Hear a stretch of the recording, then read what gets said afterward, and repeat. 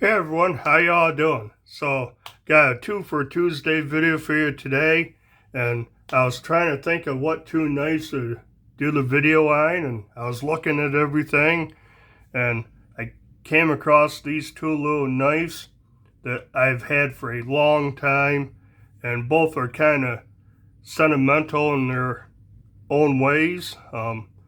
One knife I had before I was ever into knives, before I knew what EDC was, or was collecting knives. And this is one that I carried for a long time, all the time. It was my EDC knife before I knew what EDC was, and I've had it for so long I don't remember how I got it, where I got it, or anything, how it appeared into my life. So it's kind of sentimental in that fashion. And this little one over here is sentimental because this was my grandfather's knife. And I'll get into story on all that when we get to it. But yeah, I thought we'd just take a look at these. Neither one of these has been on the channel, I don't believe, at all, ever. So this little guy is small. It's a little lockback, stainless steel scales and frame. It's 2¼ inches closed. Well, let's go down here.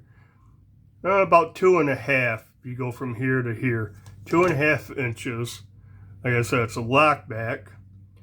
On this side, it says Sears Craftsman. This side, it says Esco, EASCO. Then it says Made in USA. So there's that. You can see it's pretty scuffed up, banged up, got a lot of nail tracks on it. Like I said, I carried this for a long time. Now check the blade out. Nice little drop point blade. And the tang stamp says Kershaw, Oregon, USA. So it's a Kershaw knife with Sears Craftsman branding. I'm not sure exactly what that is. On the back of the tang it says 5300 5300. Then it says Japan. So I don't know if it's USA made or it's made in Japan. It's definitely a branding type of knife. It says Sears Craftsman, and this says Made in USA. That says Japan. And that just says Kershaw, Oregon, USA. That's where the company's located. But like I was saying, this was my EDC knife for a long time before I was into knives. I didn't know anything about EDC or anything. And I carried this in my pocket, just dropped in my pocket for a couple years, and then off and on after it.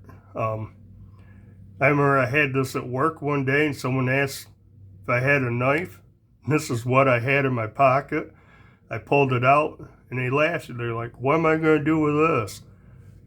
They had to cut a pretty big, thick rubber hose for an airline on one of our machines, and the diameter of the hose is bigger than the length of the blade. But you know what? He cut through it, and it did the job. I don't know what steel it is. Kershaw. And this is probably, I'm saying I've had this for 30 years, 30 plus years. I don't know what kind of steel Kershaw used back then. Probably some 440 or 420. It might be 3CR. But, it doesn't hold a bad edge.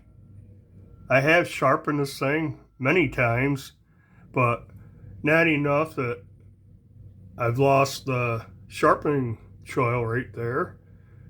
So it's held up pretty good, and it's still slicey. I don't know when the last time I sharpened it, but cuts the index card pretty good. few little flakes on there. But yeah, this was a great little pocket knife. Although it is small, pretty thin. It's got a little bit of weight to it. I'm not sure what it weighs. We can check. Just now I'm curious. I do this all the time. 1.1 ounces. So, like I said, very lightweight. 1.1 ounces ain't bad for stainless steel lockback, no matter what size it is. But yeah, thought I'd show this one. Pretty awesome little knife. It's a 3-finger knife, but it did the job. I did a lot of stuff with this little knife. Held up good, so there's that one. Now this one is a special knife. It was my grandfather's knife. Now, my grandfather passed when I was young, maybe when I was around 3 years old. I have very few memories, and the memories I have are good memories. I'm glad I have some memories of him. I think he died in his late 40s or 50s. No, he had to be older than that. Probably in his late 50s of a stroke. Because, little family history, my parents were older when I was born. They were both in their 40s. My brother and sister were 16 years and 19 years older than me. So, you know, it's kind of strange that, like, my wife's the same age, 6 months younger. Her grandparents were the same age as my parents. So my grandparents, my grandfather would have been like her great-grandparents. So, long time ago, over 50 years ago anyways. Well, this knife, evidently, my parents bought for me to give to my grandfather. And they had his initials engraved in the scale, HTR. And he kept it for a couple of years, you know, in between. It was still in the box, wrapped up in paper, and my uncle gave this to me, or I don't know. I had 2 uncles. Those 3 boys, my 2 uncles and my dad. My uncles gave this to me when I was 20-ish, early 20s. They give this to me, told me the story that, you know, your parents bought this for you to give to your grandfather, and he really, really liked it. So, yeah, it was given to me, and unfortunately I was kind of stupid, and I don't have the box or anything anymore, and I actually carried this for a little while, and it got scratched up and stuff. I actually just took some polish, and I polished the scales up.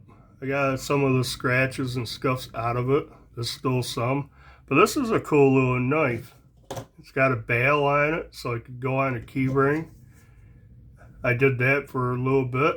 But this is like a 2.25 inch closed. Has a pen blade. Actually, it's not a pen blade. It's a little Wharncliffe blade. And I just did, or a sheep's foot, but I'd call that a Wharncliffe because it's got a straight edge. I just did the show you your Wharncliffe knives. Didn't think about this one, but nice little blade, little slicey guy. That is about 1.25 inch overall length, or 1 5/8 inches, with about a 1 3/8 inch cutting edge. And I don't know, I didn't really cut anything when I carried this. Yeah, that's not sharp hardly at all. It's kind of just tearing through the paper. But actually has a slight hollow grind to it. Very cool little blade. When I pulled this out of my box, it didn't want to open very easily, so I oiled it. So it's closing better. It's got good snap. It's got decent pull on that. Now the secondary blade is pretty cool. It's not a blade. It's a nail cleaner and a nail file on this edge.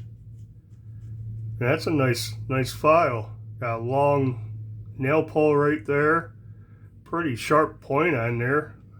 Gets underneath your nails pretty good. Yeah, that could be a poker too. That didn't hardly want to open or close, so I oiled that up. Working better. But yeah, I think this is a pretty cool little knife. I kind of wish I did not carry it. I kept the box, kept it in the box and everything, because yeah, it's over 50 years old. I'm 56. It's probably 53, 54 years old. And yeah, it's the only thing I have from my grandfather. I don't remember giving it to him or anything like that. Like I said, I have very few memories. I have this, and I have a couple little pictures of him. I believe these were for like a work ID, work badge. That's when he was younger. Looks a lot like my one uncle did. Both these pictures do. But yeah, this is literally all I have of my grandfather. But I think this is pretty sweet. I'll never get rid of this little guy. I'll probably never carry it again. In fact, I'll try to clean it up a little better even and get it functioning. I'll wrap it up in some of that wax paper type of paper that comes with like carbon steel knives. Wrap it up.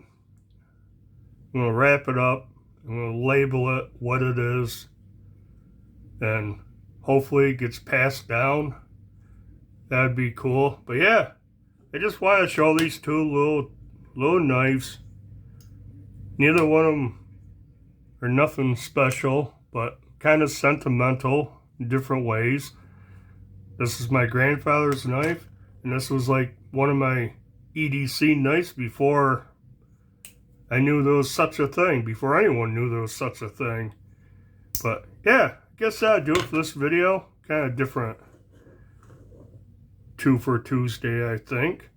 I guess that'll do it for this video. You know, do the usual like, comment, subscribe if you haven't. And until next video, bye.